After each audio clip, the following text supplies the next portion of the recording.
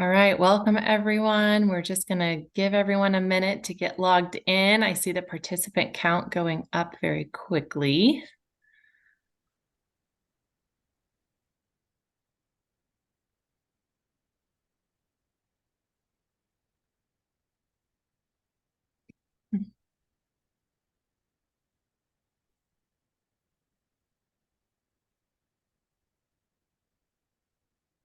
Let's give everyone another minute here.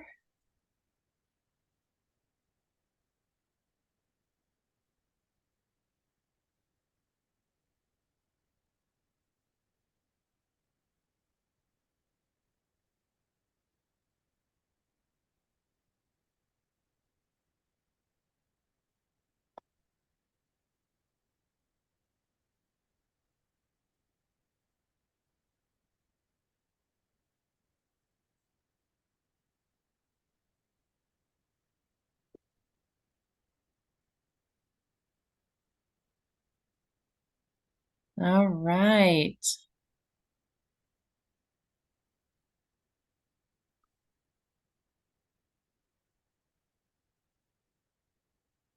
All right, I see the participant count kind of slow down a little bit. So we're going to go ahead and get started. So welcome everyone to our this is already our 8th Connected to Climb. That's hard to believe. I'm going to start us off just by reading our antitrust statement that we always have to read at the beginning of any TIA event. So discussions, comments, and presentations during TIA functions must not refer to any past, present, or future rates, prices, or anything related thereto, including any reference to marketing strategies, including any discussion of boycotts of any person, product, or firm, or inhibit any members' employees from discussing employment with other member companies. So with that, I'm going to turn it over to Liz. Hi, everybody. Thanks for being with us today for another edition of Connecting to Climb. I'm with Sarah. It's hard to believe it's been 8 already. That means we've been at it for 2 years now and been able to feature some amazing women in logistics. So we're super excited about that. If it's your first time joining us or you're not familiar with our mission, we are striving to be a community of 3PL professionals, encouraging the recruitment and development of women in logistics. So we bring you this quarterly webinar, Connecting to Climb, with a couple of goals in mind. First, we want to profile awesome, amazing, successful women in logistics. We think that seeing is believing, and we want to share stories for all of the other women in the industry to be inspired by, to realize how much everybody has in common, to relate to, and everything in between. And we want to hear from these women. What can we do? What should we be doing? What are our organizations doing to recruit and retain women into this space? So the other goal we have in mind is we've heard, especially around conference, but, this out of conference can be a good resource for women in the industry to meet other women in the industry. So we strive to do that here by spending some time together every quarter. Another thing, we've talked about it, we're getting ready to get it going in November, but we are going to host sort of on an off cadence from this, a different session where everybody can break off into small groups and say we have a chat like this, maybe 4 to 8 people, and everybody can kind of be having their own conversation, much more interactive, much more roundtable. And so if you have put your name in before, we have it. Sorry you haven't seen much. You will very soon. If you haven't, or you're not sure you're on the list and you want to be to hear about that next month, just drop your email and contact information in the chat, and we will make sure you are added before info goes out on that. So now back to Sarah to introduce our special guest today. Awesome. All right. So we are welcoming today Lena Castaneda. She's the VP of Operations for TIE Software. For those of you that have been at conference, they do an amazing job of sponsoring our Women in Logistics Luncheon the last couple of years, and we're super thankful for them. But today we've got Lena from their organization. She is a Colombian professional with a diverse background in the freight industry and a proven track record of more than 10 years of experience in customer service and customer experience management. She's currently serving as the Vice President of Operations at TIE Software and leads strategic planning efforts, focusing on aligning operational strategies with organizational goals.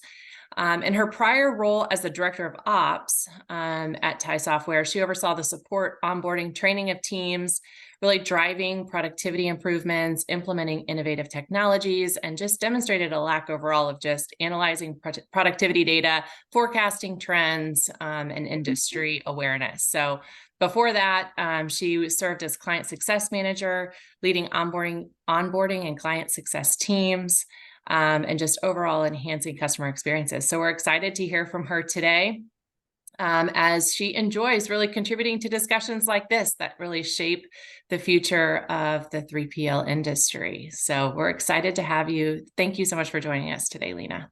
Thank you for having me. I'm really, really happy to be here. I really enjoyed these spaces. So yeah, hopefully we can have a great time today. Absolutely. So, Lena, we like to start every session with going way back to the beginning of your professional journey. So can you tell us some about that and how ultimately you ended up in the logistics space? Sure. So it's interesting because it was through the software development and SaaS companies. So before I was working as an account manager in a SaaS company back in Colombia that served, several clients in different industries. And I really thought that was such a nice experience because, it brought a lot of learning. It was something totally new to me. Before that, I had been working for, 7 to 8 years in things related to customer experience and client success, but more on the operational side. So being on the technical side of things was really cool and actually what brought me to TIE. So when I first joined TIE, they were going through some, internal changes and wanted to build this strong team to be able to support freight brokers through a high quality TMS. And immediately it all made sense to me. They were saying all the keywords, like new software, client experience, strong team, new beginnings, a new but very interesting industry. So I said yes, and I started to get familiar with the industry and how things were done.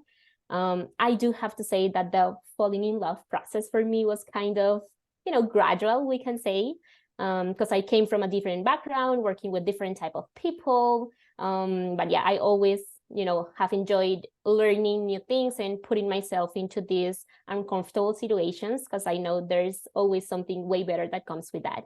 And yeah, here I am. I've been working at TIE for almost 3 years now, and I couldn't be happier with the decision that I made because this industry has given me everything and more. That's really interesting because sometimes you hear from, well, actually people are probably tired of hearing me and Sarah story. Like this is all we've done. So it's exciting and interesting to hear from somebody, with some other experience, because so many of us fell into this, really early on in our career and kind of stuck around. So you bring kind of a fresh set of eyes, you might say, to TIE, to the industry. So as you've been learning about the freight brokers and learning your customer and that, with a set of fresh eyes, what observations have you made about the transportation industry? How is it alike? How is it different than other spaces you've worked in? Well, first, I love that you put that in that way because sometimes, and especially talking about, work context, we tend to think that new is weak and old is strong. And of course, I absolutely get where that comes from. Experience is everything. But there's also such a beautiful thing about being new and having these fresh eyes that you mentioned, because that's what gives you, the ability to see things in a much more objective way, I guess. So I appreciate you saying that. And to answer your question, well, I think that the transportation industry is perhaps one of the most important and solid industries we have. But to get to that point, many things had to happen, right? Like many challenges, many changes. And I feel this is not something that could change over time. We see that every day. So there's always a new law, a new service, a new integration, new suppliers, new companies, new regulations. And this really forces the industry to be even more resilient than any other. So I've come to this conclusion after, years of working in the industry now. However, I remember that when I started, I could feel the need of, like, for the industry to kind of modernize, to expand the vision and look for new and much more effective solutions for their businesses in every sense. And I think that that has been the focus of these last couple of years. I actually see an industry that works very, very hard to, optimize their processes and align them not only with the needs of their people, but also with the unstoppable technological developments that we have today. Yeah, I like to think as an industry, we're doing that more than we ever have, post-COVID with all the great technology options there are now. That's interesting what you said about fresh eyes versus experience. And I would just to add to that, I would encourage everybody listening to, if you're very experienced, find the fresh eyes in your organization. Just this morning, we're having meetings where we're going over customer goals and where are we hitting, where are we not, and why.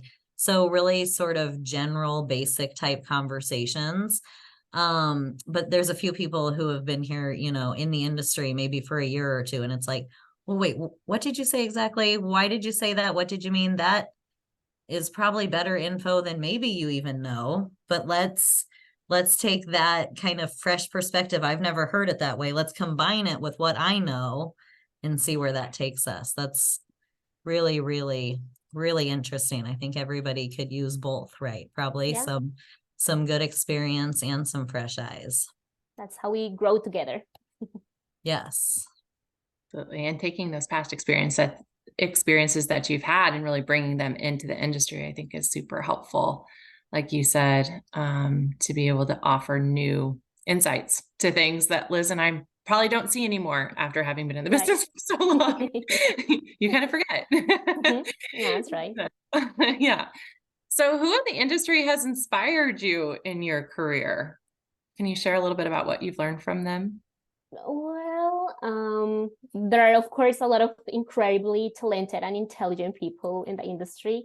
And I think I do pay a lot of attention to people that I can relate to, which, of course, in my case, are mostly women who have not, necessarily gotten to where they are going the easy way, but on the contrary, have had to overcome many obstacles to make their place in the industry.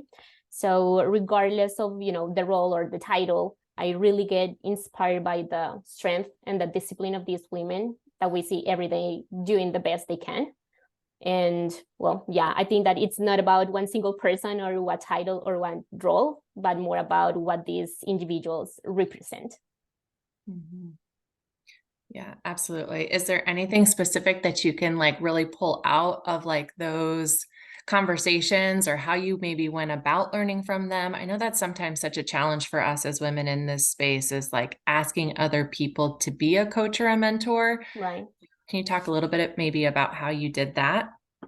Sure. So I think that I really put a lot of effort into, being there for my team and learning from them, especially because they all come from different experiences as well, and they have worked with different type of people. I do have a passion for, personalities and these color model. I don't know if you are familiar with the, energies, the color energies, and everything that has to do with the communication styles and things like that. So I think that has been a great key in that role, especially being a leader.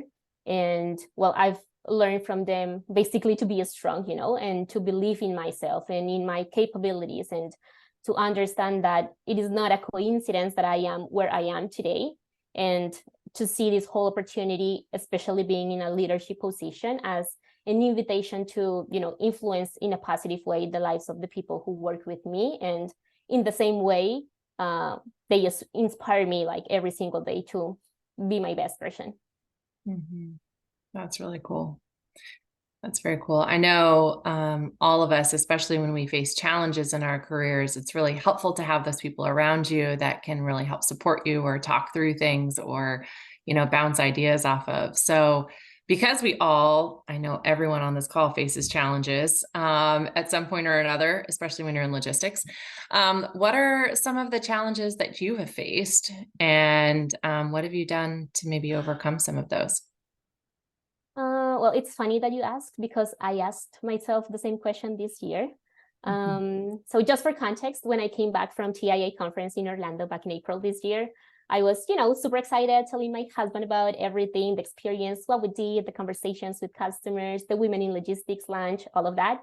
And then he asked me what had been the biggest challenge of being there. And I was like, oh, let me think about that. And then the more I thought about it, the more I realized that it wasn't just, the challenge of that particular event, but probably one of the biggest challenges I've had in this industry. And it is to be disruptive, we can say. So just think about this.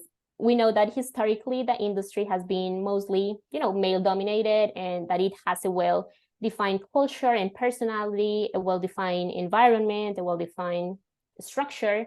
So to give you the example of my company, which is located in California, again, with a well-defined personality and culture, all of a sudden, who joins the team? A woman like me, young, Latin, who does not have English as her first language, and with a slightly different background, talking about new things and bringing different perspectives to the table. So how much more disruptive can you be? It's crazy when you think it that way. And I was lucky enough to join an incredible team that really believed in someone with such a different profile to enhance the business ideas. But that is not always the case, like I think all of us here at some point have felt different, and just having that idea in our head becomes a challenge, not only within the industry, but with yourself as well. So to confront those ideas and to be able to break, the stereotypes and the prejudices involves a lot of work, both physical and emotional. And I think that we are constantly doing that as women, every day with everything we do. So that's definitely something that I invest my energy in and will surely continue to do. However, I guess that as challenging as it has been, I also have to say that my fuel has been, all those incredible women who come after me and who have given me the opportunity to guide them on this path, and who have trusted me to vocalize what they feel.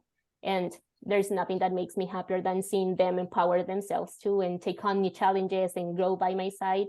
That really makes me feel incredibly accomplished. And that's when I say that everything has been worth it and that I will do it again and again. That's very cool. So it sounds like you coach a lot. Yeah. I love coaching. Yeah. Is it within your company, or do you kind of expand that outside of your company as well? Can you talk a little bit about you coaching others? Sure. So I think that I always tell my team that leadership is for everyone. You don't need, a title or a specific role. It's always you are a leader at home, with your family, with friends, in community. You are always a leader. So I think this is something that we apply always. But yeah, I do love coaching. And as I mentioned before, I love learning about communication styles and personalities and how do we approach people in the right way. Learning about what triggers other people so we do not do that when communicating with them, and we have like a more effective communication. So yeah, I think it's very important to understand that we all are different and that we all bring different things to the table. And by understanding those differences, and that's what really makes us grow, when we put those things on the table and are able to discuss that in a healthy way, of course, and just move forward. Yeah. Very cool. So what advice would you give your younger self? So I know all of these leadership lessons and that have probably come with time and experience. Before you knew all of that, what advice, is there anything in your career or, that you would have avoided if you could? Anything you would tell young Lena to do more of or less of? Sure. I guess that advice would be don't always try to avoid failures or mistakes. I think that, society has tried to show us that mistakes are a great failure in our lives, and therefore we must avoid failing at all costs. But it really doesn't make any sense to me. I think that mistakes are the best teachers. And when you fail, well, yes, you feel bad for a while. Maybe you get disappointed, but in the end, you always learn. And the important thing is to know where we are placing our energy, right? So we can focus either on the things that take our peace of mind away, or we can use them as motivation to do even better next time. So we are not necessarily avoiding the mistake, but learning from it. So that'll be my advice. Don't avoid mistakes and be kind to yourself. That's really good advice. I know I'm getting kinder to myself the older I get. That's Yeah, really sweet good. time. I should have been nicer to my younger self as well, but you live and learn, right? Yeah. That's really good advice too about failure, because I would imagine, especially with a tech company, you've got to try things, right? Exactly. And try new things to stay innovative. And gosh, if everything hit, this would be easy and everybody would be doing it, right? That's right. Yeah, exactly. And you have to take risks. I mean, that's what it's all about. Yeah. So let's talk about technology and transportation. I'm not sure exactly what industry you came from. I know we're viewed as being behind in this regard, and we definitely have made great strides even in the last 2 or 3 years. But with a lot of room, yet to go for improvement. So what is your view of technology's role in transportation, and how far behind are we, and where do you see things headed? Well, I think that especially when it comes to the transportation industry, we should all take advantage of the technological innovations that we are witnessing right now. This industry has, an endless number of processes, structures, and flows that for a long time were handled manually, which could generate a lot of employment by requiring, more people to perform these transactional tasks.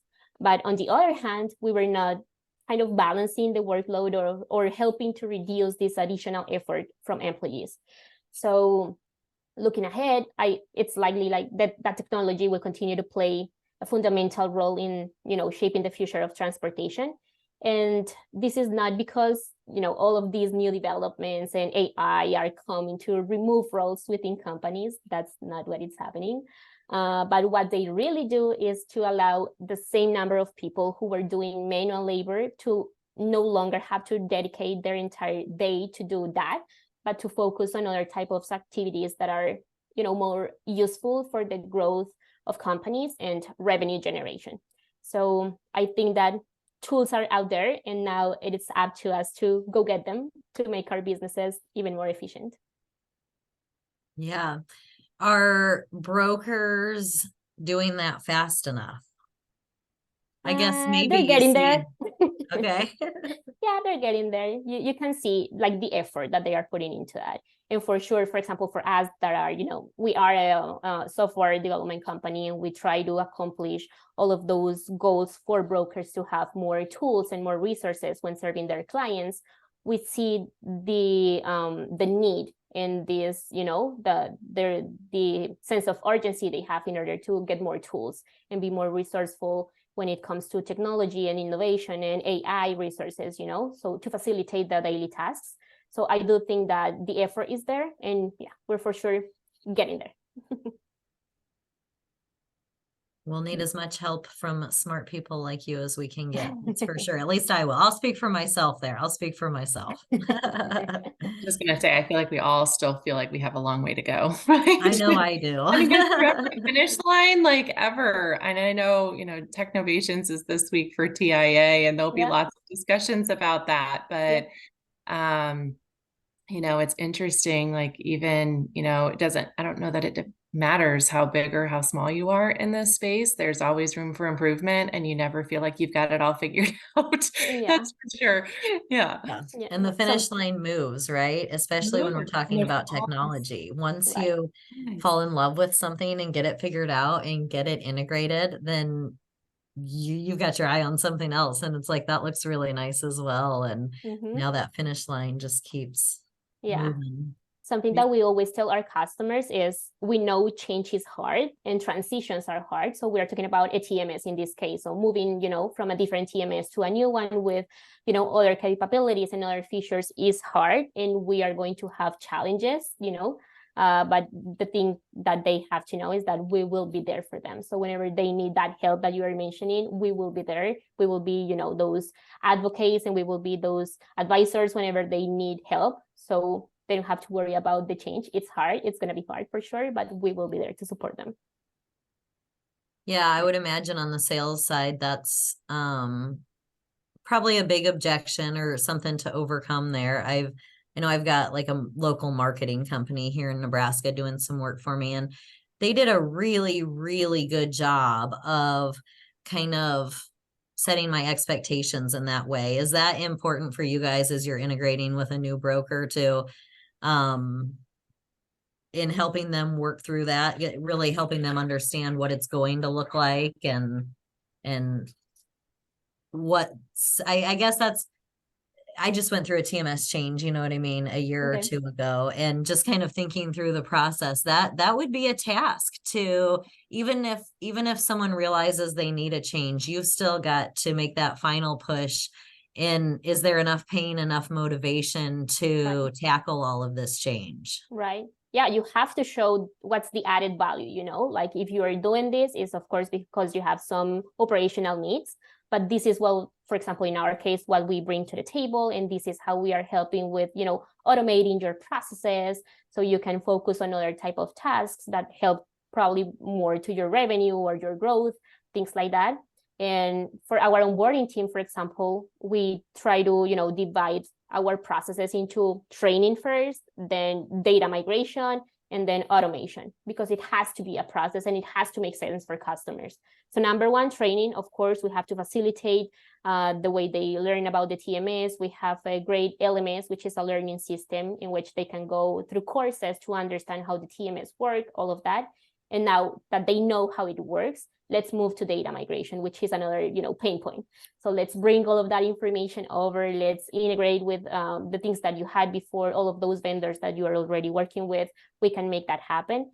And then after that, we will move to the automation, which is, the real interesting side of it. So how can we make your business better? And how can we contribute to that process that you already have in place? But how can we automate that so you don't, waste your resources and your time? So it's about right expectations, setting the right expectations, and for sure, showing our customers what they are getting with our TMS. Yeah.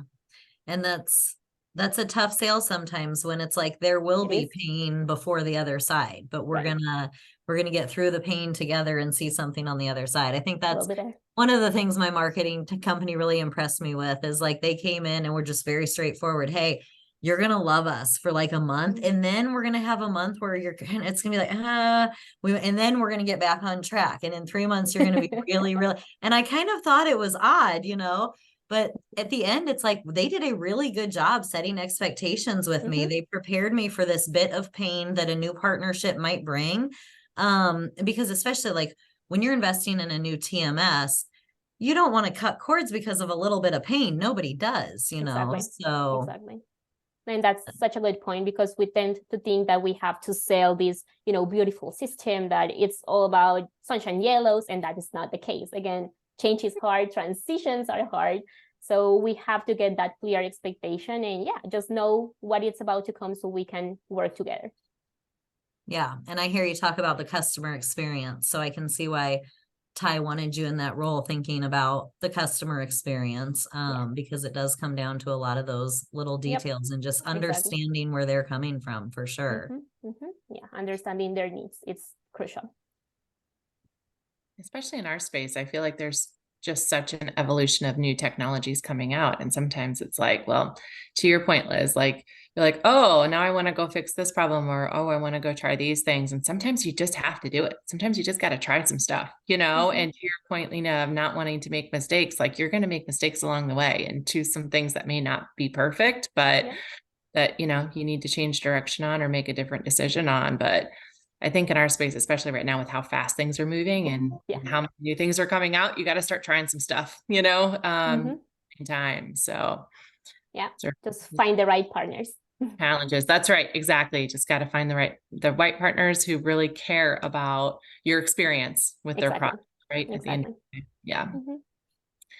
So kind of jumping back to where we started a little bit, but I know we talked about the committee's mission and just kind of what we're doing, with Connecting to Climb. But what do you think would attract more women into the logistics industry? You had talked about just historically where we've been and kind of where we are now. We've made lots of improvements and lots of strides in that way. But what do you think would attract more women into the space?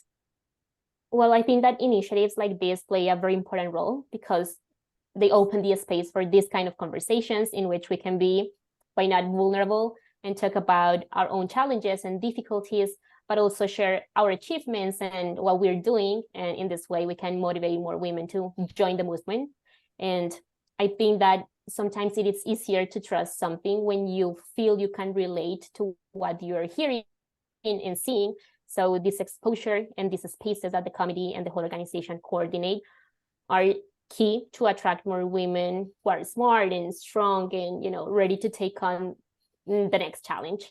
And I will also say that the more we show that human and empathetic side of the industry, the more people are going to feel connected to the mission and want to be part of it. I think that's really important and very key. Mm-hmm. How do you think we could do that better? Like show the human side. I think that's a great point. Like that human piece of our business. It's not just technology, right? Or it's not just about moving freight. There's and we're a people business at the end of the day, We all struggle. Yeah. We all struggle. So I think it's about acknowledging that we all have challenges, that we all struggle, that we all maybe make the wrong decision once, and that's okay, like that is what allows us to move forward and to learn from that experience. So now we know and we will do it better next time. So there's nothing wrong about showing that as well and sharing that as well. Like we are very open, and I think the whole industry is very opening about sharing, what's going on and the updates and the great things and the accomplishments and all of that. But maybe sharing that other side will help to feel really connected, feel that you can relate to that, and then make the whole industry stronger because we are supporting each other, and we know that we are sharing the same struggles and we know that we are facing the same challenges. So if we work together and if we can relate to others, then we can overcome that, I guess, in a more easy way. Mm-hmm. Absolutely. Like being vulnerable and admitting our mistakes and knowing we've made some really big mistakes along the way, no matter who we are. So, yeah, absolutely. Yeah, for sure. And that's a fine line, right? Because you want to, but you're walking this fine line between like credibility, right? So I want to put it on the table and admit when I'm wrong in my mistakes, but also I want to be taken seriously and credible. And I don't see why you can't do both, Exactly. Yeah. That's what great. I tell my team. I prefer going to my team and said, hey, I made, the wrong decision here. And you were right. So let's learn from this situation and let's move forward. And whenever we have a difficult situation or you disagree with something that I did, just let me know. I mean, I can learn from you as well. We are a team. I'm not, the last word. We can learn together. So I think being vulnerable and show that other side and that human side can get people connected. Yeah. And I think early on in leadership, people can make the mistake of thinking that they have to have all the answers or know everything just because of the role they've been put in or because they have people reporting to them or for a handful of reasons. No, I'll tell you, you don't need to. No. You definitely can lean on your employees, your customers, your carriers, your colleagues, your partners, your vendors, everybody. Definitely. When you need sharpened up in any certain area. So I think you can be a really, really, actually, maybe you're a stronger leader when you can say, hey, I'm going to need everybody. I don't know everything. And gain a lot more credibility in doing that too, because the leaders, and they have it all figured out and never admit that they're wrong, that people are like, oh, there's something going on there, Yeah. Don't gain the trust and influence with people right at the end of the day is when you think you've got all the answers or you're the smartest person in the room and really you're not, So If you are the smartest person in the room, then you are at the wrong room. that's right. The things that I Exactly. like to think. Yep. Yep. 100%. You're in the wrong room for sure. Mhm. Yeah. All right. So on the personal side, quick rundown. What are you reading? What's your favorite podcast? Well, I just finished the Gap and the Gain by Dan Sullivan. Highly recommend, especially if you're struggling with goals. It's a great one. It cut out for a minute. Say it one more time. The Gap and the Gain. The Gap and the Gain. That's the book that I just read by Dan Sullivan. Great one. I have not read that one. Oh, and podcast. Well, there are a lot of great options in the industry right now. But I have to go with a more personal one, which is On Purpose by Jay Shetty. I don't know if you've heard about him. It's great, especially, when working towards this inner peace and, healthy lifestyle. So that's a good one. What is it called? Say it one more time. On Purpose. On Purpose. Okay. I do a daily J. Well, I try to do it daily. I haven't been doing it daily, but it's on the Calm app. And he has Jay Shetty does like a daily 7-minute meditation, a guided meditation. So it's his, but the first 3 or 4 minutes are just like his whatever daily piece of wisdom, and then he gets into a guided meditation. But I love Jay. I'm gonna check that one out. I love him. Yeah, On Purpose. He always gets different people, especially from the I don't know, Kendall Jenner or Tom Holland, and they all talk about being vulnerable and just showing that other side that they never show. So it's good to see that side of people. Yeah, I have not heard of him. I'll have to check him out. Yes. Awesome. He used to be a monk. Oh, yeah. And so he brings a really unique perspective and a very well-rounded between he can talk very intelligently about anything from business to meditation to everything in between. So I think he's somebody that everybody would like, no matter where you're coming from. I bet the monks like him and the CEOs and everybody in between. Literally, he's amazing. Mm-hmm. All right, we'll have to check him out. I'm gonna send you something. Yeah, send me a good one that you've got. I'm so curious. I will. All right. So this kind of concludes at least our initial questions for Lena, but you all have the chat function in the webinar here. So feel free to type in any questions that you have. Jessica, I don't know if you have any questions that have come in yet or not. I know we've asked a bunch of questions. Yeah. Here's a question that came in. What suggestion do you have for work-life balance? Interesting. I think that we all struggle with that, especially in a remote environment. But yeah, I do believe that it is very, very important that we all take our, breaks and that we disconnect when our shift is done. I know that there are things that are urgent, and I know that there are things that are high priority, but it starts with us, I think, especially being in a leadership position. The example is everything. So that's what I try to tell my team. I always have something to do. I always have, an emergency. I always have an important email. I always have a meeting, always. However, your personal life matters too. And it is probably more important, because if you are feeling okay in your personal life, and if you are, well rested and things like that, then you will perform better. So just take your breaks and make sure that you are not working after hours. Make sure that you are delegating if needed. We usually do these level up talks that we call, and are just development sessions in different matters. So one of those was about time management. So learning about time management was really important for the team, because we think that we know what it is, but time management is really a mix of skills. It's not just one or two or three, it's a mix of things. And we have to be careful with that. We have to, just make sure that we are dedicating the right team and delegating what we can delegate, or blocking some time on our schedules in order to find time for everything. You don't have to do everything on the same day. If you plan ahead and if you are good with your resources and just responsible with your time, you can handle that.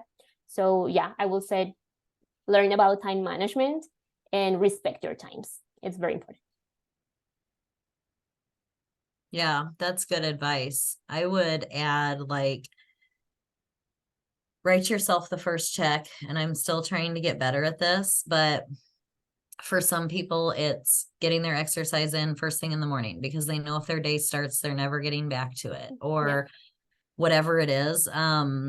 Something that's been really, really helpful for me this year, I have 3 kids still at home, and I wanted to get each of them out for a monthly one-on-one this year. So that's like 36 things to put on our already kind of full calendar with kids' activities and sports and clubs and work and travel. And so I found that putting things on my calendar, being super deliberate. So for me, that's what it was. 3 dates a month, one with each kid. And it takes some thought. It takes some real intentionality to make it happen.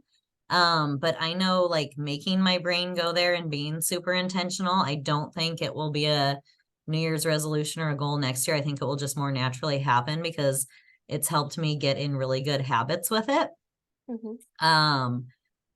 But take care of yourself, because like Lena said, you'll perform better. I think a lot of us, I think it's easy to blame the work or the job or the employer, or, I mean, I don't have a boss here and I'm still not doing what I need to do for myself. So it's easy, but sometimes maybe it's very true. Sometimes maybe it's a cop, because we're all really bad at doing for ourselves. And I think we got to own that a little bit. And so that would be my advice. Like, write yourself the first check, spend 30 minutes a day on yourself. And I think the benefit will show in other ways. Like, you're not going to lose anything. You're not going to lose 30 minutes somewhere else, because the quality of your time will be so much higher and more enjoyable. It will be made up for, if that makes sense.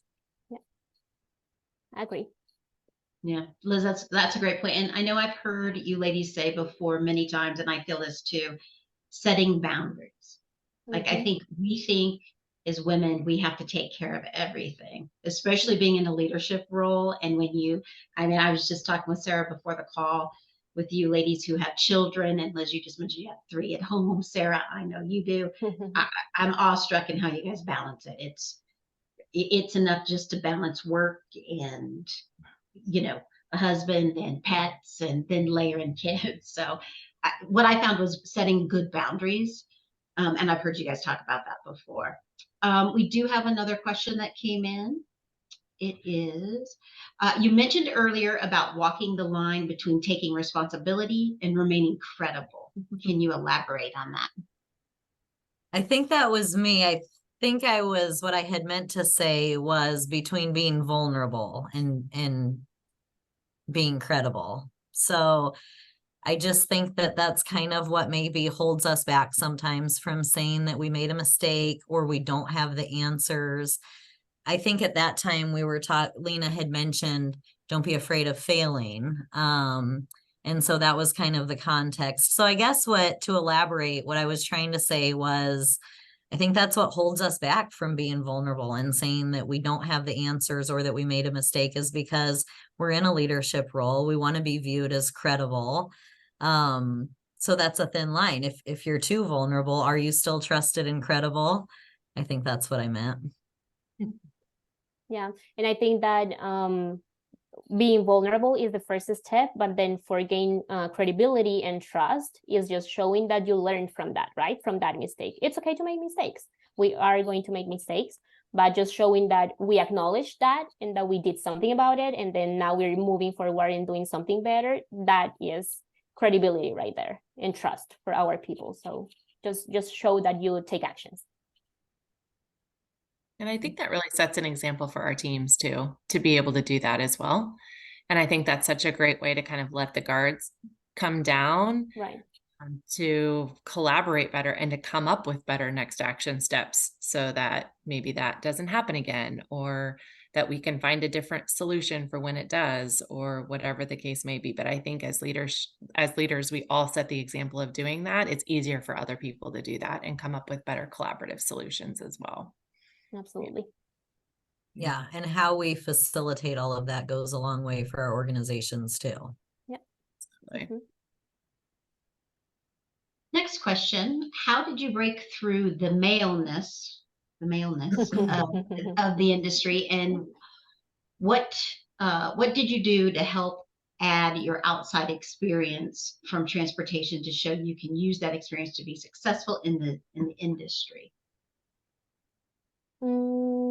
Well, I think it has to do with, the new perspectives that we bring on to the table as women. So just what we are talking about, like this work and life balance and taking care of our people, that's something very, I don't know, that we do take care about of our people as women. And we think about this human side, and we are empathetic, and we, like show different perspectives that probably, I don't know, the guys on my team, for example, didn't see before. So just bringing these new perspectives was, I guess, eye-opening for them, but also in terms of processes and new, projects for the whole company. I think it was about showing results.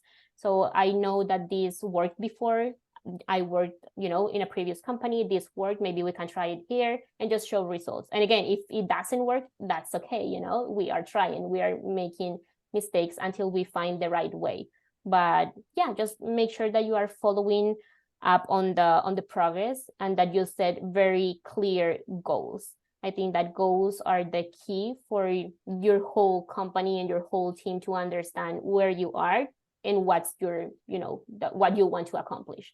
And goals are tricky as well. So that's why the Gap and the Gain book is really nice, because it really makes you think about that process. When you have a goal, it's like this ideal that you want to reach. So I want to get there, and if you are not there, it's easy to, it's for you, it's easy to get like frustrated or feel like you're missing something because you are not there yet. However, looking at the progress, you will see that, okay, I'm not here, but I started there and I'm right here. This is the whole process and the whole journey that, has taken me where I am today. I'm not where I started.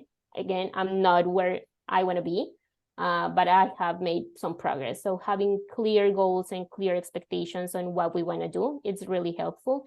And just being very serious about tracking that progress helps for credibility as well, and has helped me within my team and with my, peers to show that I have a vision of what I want to accomplish, but I'm also taking action and doing something that can be helpful for the whole team, and I can prove it with the goals. I love that you keep saying taking action. That's one of Abel's core values, take action. And so I'm always with my people trying to fit it into sentences and stuff. And so I've heard it twice now. I love it. For me, though, action is everything. I mean, I think a lot of women can relate to that. Like, action's the antidote to anxiety for me. If there's something stressful or making me anxious, taking some action on it, even if it doesn't accomplish anything, doesn't fix anything, it always makes me feel better. Mm-hmm. Yeah, inaction creates anxiety big time. Like when things are not moving forward, inaction, it just makes my head spin. Like it makes me absolutely crazy. So yeah, yes, our core value is make it happen. But I think that's all the same kind of, correlation to that, but just make it happen. Like, what do we got to do to make it happen? And that's super important, I think, to keep things moving forward. But I also think, to that question, I think it takes time sometimes to build relationships too, and, Lena, to your point of just making sure that you're setting goals and accomplishing things and letting your results kind of speak for themselves to some degree. I think it's also getting to know them, the people around you, whether they're male or female, doesn't matter, but getting to know them and what they are trying to accomplish as well, and helping them achieve what they are trying to accomplish. I think that goes a really long way in kind of breaking down those barriers as well, because at the end of the day, you're all on the same team and you're all trying to make the same goal happen. And as long as you can get aligned on what everybody's trying to accomplish, Exactly. as it relates to that, and help them be successful in the position that they're in, and kind of make sure that, you know, you're building those relationships and building that trust and doing what you say you're going to do, like that starts to shine through loud and clear, you know, regardless of if you're, you know, a Yep. woman or not. So at the end of the day, There is a follow-up from that. What she's asking is, she can't seem to get, she agrees, says yes, and I can't seem to get my peers to understand. I find I'm always fighting and dragging people to make changes. I agree, and that is probably part of it too. Getting aligned across the company, I think, is the real issue. Thanks for that. 100%. I don't know if there's, you know, working with folks who you don't always see eye to eye. So And you alignment. have the same goal in mind, right? They may have a different KPI and be chasing after a different, you know, key performance indicator or whatever it is to try to get what they need to have accomplished and kind of satisfy that for them, where you're trying to, you know, chase after something else and maybe have a different goal. Granted, at the end of the day, many times it's supposed to be aligned, but it may not be working that way. And Right. so I think getting aligned is a huge part of that. And then laying that framework out to say, here's what we're trying to get done. Here's what we're trying to accomplish. Okay. You know, here's some things that we can work together on, to come together on, you know, to make that goal happen. But that, if you're not aligned on those things, it's really hard to create change and take action together. Absolutely. I think that communication is huge here. So I always tell my team, we have to communicate and we have to be like expose what we are doing and have this visibility on what our goals are, especially from the company. I mean, we have the company goals, and from those company goals, we will get the department goals and then the individual goals as well, but everything is related. So it's about showing your people how what their individual efforts are contributing to the department goals and to the company goals. So they feel like they are doing something that it's, you know, adding value, and that's really meaningful to the company. It's just exposing that and just being aligned on, okay, we have the same goal. We might have different ways to accomplish it, but here is what we are doing. And this is what you are, you know, contributing to that main goal. It's very important. So communication and visibility. 100%. And making sure that everybody knows their piece of that goal, right? Absolutely. Like, here's the part that you play, and here's why it's so important to make sure we get that right, because here's, you know, the results of that, and here's how it leads to this particular goal and what we're trying to make happen. So yeah, absolutely. It's really important. In that question, oh, sorry, go ahead. No, you go ahead. Go ahead, Liz. Oh, you know, where it says outside experience from transportation to use it in transportation. Had a nice conversation around women in logistics at the Council of Supply Chain Management conference a couple weeks ago. And one of the conclusions the larger group came to was women, and I think Lena proved this today, but women do a really, really good job of thinking about the customer. And that's not to say that anybody else doesn't. I just, you know, there's that, they always say, like, it's not what you said or how you said it, it's like how you leave people feeling. I think women have the ability to, you know, leave people feeling really good sometimes. And I think that that's good for the customer. I think that's good for business. So if nothing else, in an organization where people aren't aligned around some certain things, that feels like a place to get alignment, you know, for the customer's sake, because the customer needs this, because the customer wants this, because so if there's anything that can be done there, I think women really have an opportunity to shine there. 100%.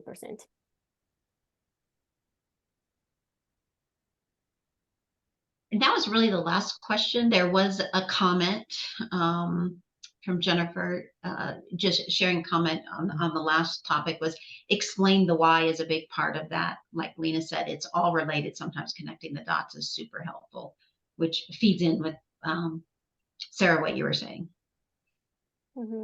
And I think that visibility plays a fundamental role there, like having that visual of what we are doing, like every department, what the company's main goal. Is it, growth? Is it revenue? Is it, what it is? So how can we collaborate, and how can we just make sure that that happens from our individual role or position?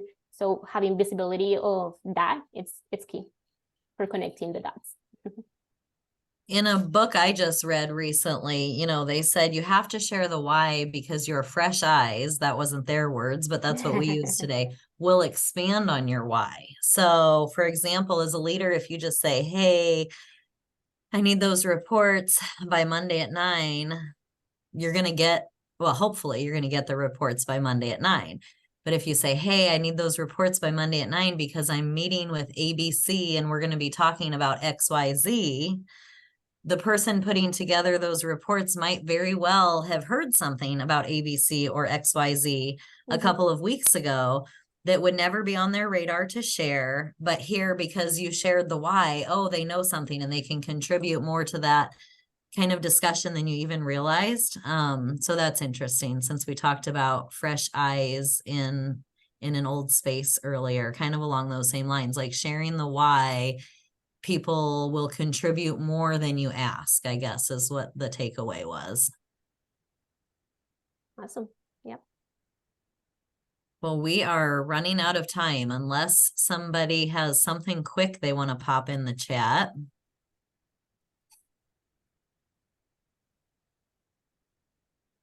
Lena, anything else you want to share with our listeners today? Well, again, it's hard. It's not going to be all sunshine yellows, but we are in control, and we can make things work. And we have this superpower of being very empathetic and just, understanding other perspectives. So we have to take advantage of that, and we have to support each other. I think that the more we are connected to other women that are experiencing the same and facing the same challenges and that are able to get as vulnerable as we are right now, the more we can contribute to our growth. So yeah, let's support each other. Let's share our experiences. Let's help other women to, grow and take on new challenges and be supportive of that, so we can get stronger together. That's great.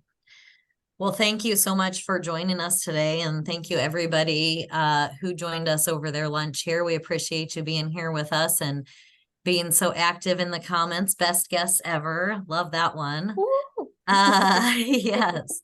So again, we see all the emails come in. If you will check, you're probably already on the list. We haven't been super active with that. If you're not, we'll get you on the list.